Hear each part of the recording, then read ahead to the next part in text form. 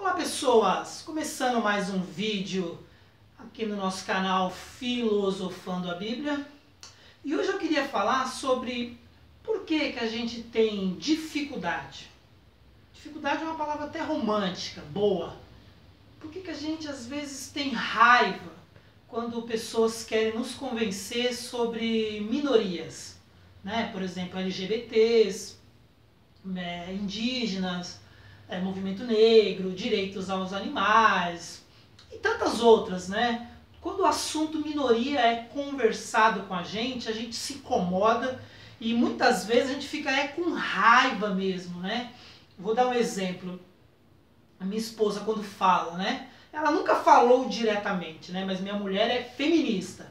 Então quando ela fala que todo homem é um estuprador em potencial, cara, pra mim a conversa acaba ali. Eu nunca imaginei me estuprando alguém. Então dá uma certa raiva, dá um incômodo. E por que isso acontece? Por que a gente não consegue ouvir quando as minorias estão falando? LGBTs, movimento negro, direito aos animais, que são os veganos, e tantos outros, direitos indígenas, as feministas quando vão falar. Por que dá raiva? Jesus está numa certa situação pregando e fazendo muitos milagres, né? Curando pessoas, expulsando demônios de pessoas, o texto fala nos evangelhos, né? E aí os religiosos da época, que era representado pelos fariseus principalmente, tinha os saduceus também, mas principalmente os fariseus, porque eles também eram um poder político, um poder social, mas eles eram os representantes religiosos, era chamado os fariseus, então eram os religiosos. Os religiosos, com muita inveja, com muita raiva de Jesus, porque a multidão acompanhava, seguia, admirava Jesus, eles começaram a falar: Jesus, você expulsa esses demônios dessas pessoas pelo poder de Belzebu, que é o maioral dos demônios. E começa a acusar Jesus de expulsar demônios, de fazer milagres pelo poder de Belzebu, que era o maioral dos demônios ali na época para os judeus. Aí Jesus, o texto deixa entender que Jesus quis meio que dar uma questionada ali, mas vai para a casa dele. Deixa o assunto morrer ali e vai para a casa dele. Quando ele chega na casa dele, ele tinha uma família, tinha mãe, tinha um pai. Historicamente acha-se que José tinha morrido, mas ele tinha sua mãe Maria e os seus irmãos, né? Virgem Maria, até Jesus nascer. Depois Maria tem uma vida ali de uma esposa normal e tem vários filhos. Quando ele chega na casa dele, os irmãos dele e as irmãs dele começam a falar: o que você está fazendo aqui em casa, Jesus? Por que você voltou para casa, Jesus? Você quer ser famoso? Quem quer ser famoso tem que ficar lá no mundo, se manifestando para o mundo. O que você está fazendo aqui? Os irmãos dele começaram a incomodar, a ter raiva de Jesus, porque Jesus voltou para casa. Dessa vez Jesus não fica muito quieto não. Os fariseus ele fica mais ou menos quieto, dá umas respondidas lá, fala: se eu expulso os demônios pelo poder de Belzebu, pelo poder de quem você expulsa os seus filhos de casa? Fala com os religiosos, mas não dá muita bola. Na casa dele, com os irmãos dele, Jesus Cristo não fica muito na educação não, vai mais para a agressividade. Fala: sabe por quê? Fala para os irmãos e para as irmãs dele: sabe por que vocês me odeiam? Sabe por que vocês estão com raiva de mim? Porque as minhas obras, o que eu faço, mostra para vocês o quanto vocês são maus. E é isso que acontece quando uma feminista vem falar com um homem sobre machismo, quando um vegano vem falar dos direitos aos animais, que é muito cruel o que é feito com os animais, para que eu possa ter um pedaço de carne no meu prato. Quando os negros vêm falar da violência que é cometida contra a população negra, tanto em estatísticas de assassinato, pessoas negras não estão em cargos de importância, nem na televisão. Hoje eu assisto a TV e quando eu olho, de vez em quando eu assisto a TV Globo e eu vi um documentário, uma mulher dinamarquesa fez um documentário sobre a TV brasileira, ela fala: a TV do Brasil parece uma TV dinamarquesa, só tem brancos. E hoje eu não consigo mais assistir TV e falar: meu, cadê as pessoas negras? Cadê as pessoas nordestinas na televisão? Só tem pessoas brancas, como se o Brasil fosse a Dinamarca, a Suíça, a Suécia. Então a gente se incomoda mesmo quando alguém vem falar do movimento LGBT, que ainda os gays estão sendo assassinados, que os religiosos ficam trazendo um peso de pecado, de pessoas imorais, porque elas têm uma prática sexual com pessoas do mesmo sexo, e elas não aceitam mais que os religiosos as tratem como pessoas abomináveis, e aí elas se colocam, a gente muitas vezes não gosta, e os gays aí estão cheios de coisa e tal. É verdade, foram os publicitários americanos que perceberam que os gays tinham alto poder aquisitivo financeiro, tinham carreiras bem-sucedidas e normalmente moravam sozinhas, porque as famílias não aceitam muito, ainda hoje, né, as pessoas que assumem a sua homossexualidade. E aí os publicitários perceberam que tinha um público ali cheio de dinheiro e começaram a fazer muita propaganda em volta deles. Fortaleceu o movimento LGBT, mas não é por causa disso que o direito LGBT não tem que ser respeitado, entendido, e quando uma pessoa que faz parte do movimento LGBT vem falar, a gente tem que ficar quieto e ouvir, porque, cara, é muitas estatísticas de violência, de morte e tal. Mas por que nos incomoda? Nos incomoda e muitas vezes nos dá raiva, porque nós não queremos nos sentir culpados. Nós não queremos nos sentir vilões. Então quando uma mulher fala que eu sou machista, que eu sou um potencial estuprador, que eu tenho muita violência em mim como homem para com a mulher, o mercado de trabalho, às vezes a mulher ocupa o mesmo cargo e ganha menos do que um homem que ocupa o mesmo cargo, isso é uma violência. Então a gente fica com dificuldade de ouvir e na maioria das vezes a gente fica com raiva, alguns chegam a ficar com ódio. É por causa desse exemplo de Jesus. Quando alguém de algum movimento vem falar com a gente sabe que nós estamos sendo mal. Se eu faço parte de uma área ou de um grupo que é privilegiado. Então isso incomoda mesmo. E a gente no Brasil não foi acostumado a ouvir minorias, a gente sempre ignorou.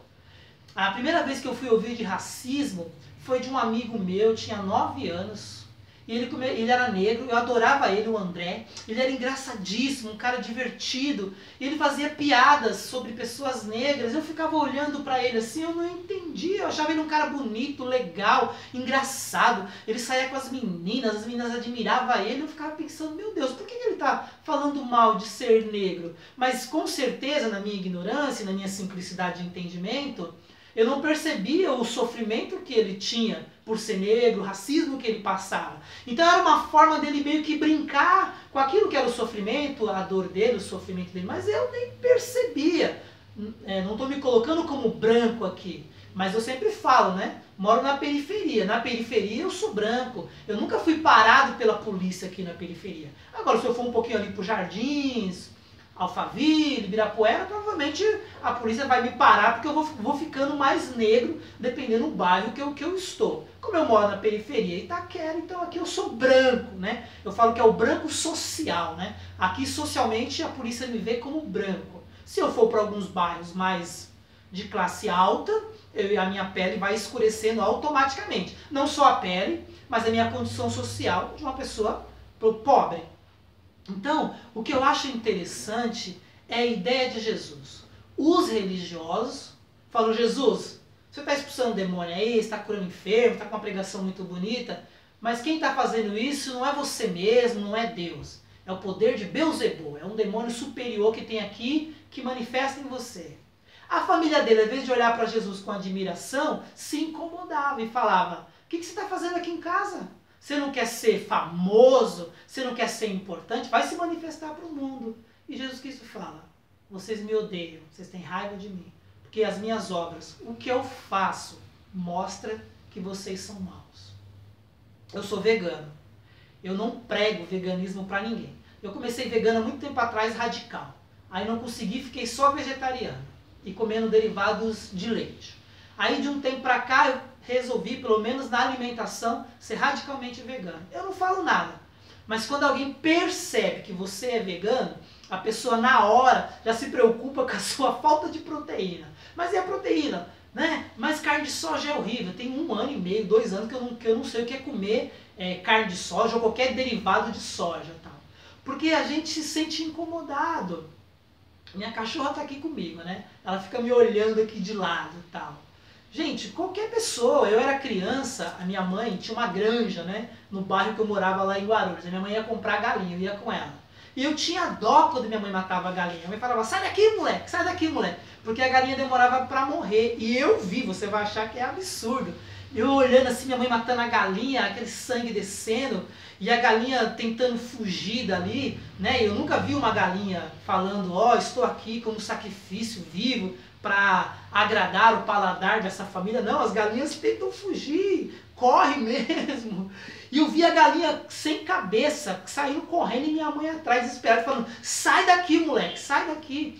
Uma outra ocasião, que lá no bairro que eu morava, eles matavam porcos, né? Todo final de semana, acho que um final de semana sim, outro final de semana não, eles matavam porcos lá. E a gente que era molecada ficava atrás da rabada do porco, né? Só que a gente ficava olhando lá e às vezes o porco demorava para morrer, porque a molecada ficava olhando de longe e dava uma dó. E eu nunca vou esquecer uma época que a gente já tentado mesmo, endemoniado mesmo, molecada, a gente começou a gritar, uns 10 moleque. Ai que dó, ai que dó, ai que dó do porco. E o cara batia. Eu lembro que o cara começou a contar. 1, 2, 3. Eu lembro que ele tava na 10ª e o porco gritando lá, e nós gritando, ai que dó, porque tinha essa cultura, não sei se é verdade ou não, que quando você tem dó do bicho que tá matando, ele demora mais pra morrer. O cara catou uma pedra, tacou na gente, a gente saiu correndo e o porco lá morreu. Hoje eu sinto uma pessoa cruel com um garoto fazendo aquilo, né? Então, toda vez que alguém que é de um grupo de minoria, que vem nos colocar a dificuldade de ser indígena, por exemplo, de ser mulher, de ser negro, de ser gay, quando alguém vem falar vegano, do direito dos animais, sempre vai nos incomodar, sempre vai nos dar raiva. Por quê? Porque a gente se percebe vilão, a gente se percebe pessoas más, e a gente não quer isso. A gente não quer, mas a gente tem que entender que em algum momento eu como homem, vou ser vilão, sendo machista, eu podendo comer carne ou não, a lei nos dá liberdade, mas hoje é provado cientificamente, os animais sentem. Quem tem um bichinho em casa aí sabe. É que nós criamos uma hierarquia dos animais, né? Então cachorro, gato, aí depois nós não damos muita importância para outros animais que nós consumimos, tal. Até o Cortella fala, né? A gente não liga para animais que não olham a gente nos olhos, né? Ele fala que a gente não consegue consumir animais que nos olham nos olhos. Então cachorro e gato, por exemplo, olham muito dentro dos olhos. Quem tem um em casa sabe disso. Mas a gente se sente incomodado. E como a gente se sente incomodado, normalmente respondemos com agressividade. Assim como aconteceu com os religiosos. Você expulsa Jesus, os demônios, cura as pessoas pelo poder de Beelzebul. Assim como aconteceu com os irmãos de Jesus. Ah, Jesus, você quer ser famoso, cara, você quer ser importante. O que você está fazendo? Sai daqui. E Jesus Cristo fala, as obras, as minhas obras, o que eu faço, a minha atitude, o meu posicionamento em uma área, mostra que vocês são maus. Mostra que vocês têm atitudes ruins no coração de vocês. Por isso que a gente tem dificuldade de aceitar as minorias. Hoje, quando minha mulher fala de feminismo, eu fico quieto. Às vezes eu me sinto meio agredido, porque é ruim se sentir machista. Mas eu fico quieto porque eu sei que quem é mulher, só quem é mulher sabe como sofre no machismo. Não estou pregando para você virar vegano. Eu acho o sabor da carne, churrasco de picanha, com sal grosso, um dos melhores pratos. Eu parei de comer carne, não é porque eu não consigo comer carne, eu não tenho nojo de carne. Todos os dias eu faço para minha cachorrinha, que eu parei de dar ração para ela, eu corto carne para ela, ela não quer ser vegana. Então todos os dias eu corto um pedacinho de carne para ela, põe um arroz integral para ela, verduras, legumes, e ela tá super gordinha, fica lá no meu pé quietinha, esperando a comida, porque com a ração ela não tava nem aí. Mas eu queria que ela fosse vegana, só que ela é um bicho que come outro bicho. Então eu não posso falar, minha cachorrinha linda, fica vegana, ela não vai ficar mesmo, nem vegetariana. Mas eu entendo o meu bichinho e faço com amor, porque eu quero que ele tenha uma boa alimentação. Mas eu não consigo mais comer carne, sabendo que os bichinhos sofrem pra caramba. Tento respeitar os direitos indígenas, tento entender quando alguém negra vem falar comigo do sofrimento tal, do racismo que é todo momento vivido, ou quando alguém que é gay fala quanto sofre preconceito na família, na religião. Às vezes assim, eu estou num mercado, vejo uma pessoa gay, tento chegar lá e falar, me desculpa, porque eu já fui evangélico, e eu sei como os evangélicos, mais os evangélicos do que os católicos, como o evangélico é agressivo na fala. Eu sei que o evangélico pode ter o direito à liberdade, à religião, mas o evangélico é muito agressivo na fala contra os gays. Então eu tenho vontade de falar, me perdoa, porque tem muito gay que se identifica com a fé católica, com a fé evangélica, outro se identifica com a fé umbandista, com a fé kardecista, ou com a outra fé budista, que não tem muito preconceito. Mas aquele que é gay se identifica com a fé, por exemplo, cristã, católica, evangélica, ele se identifica com aquela fé. E é naquela fé que ele quer ser recebido e se perceber ali mais um cristão. E ele sabe que se ele está no meio evangélico ou católico, ele não vai ser recebido, ele vai ter um olhar de preconceito, um olhar até de raiva muitas vezes para com ele. Então que você simplesmente tenha humildade, por mais que dá raiva, por mais que muitas vezes a gente não quer se ver como vilão, como mal, mas simplesmente ouça, porque as minorias sofrem. Eles não são vitimizados, eles não são pessoas que se colocam como vítimas, eles são de verdade pessoas que sofrem na sociedade. Tá bom? Deus te abençoe.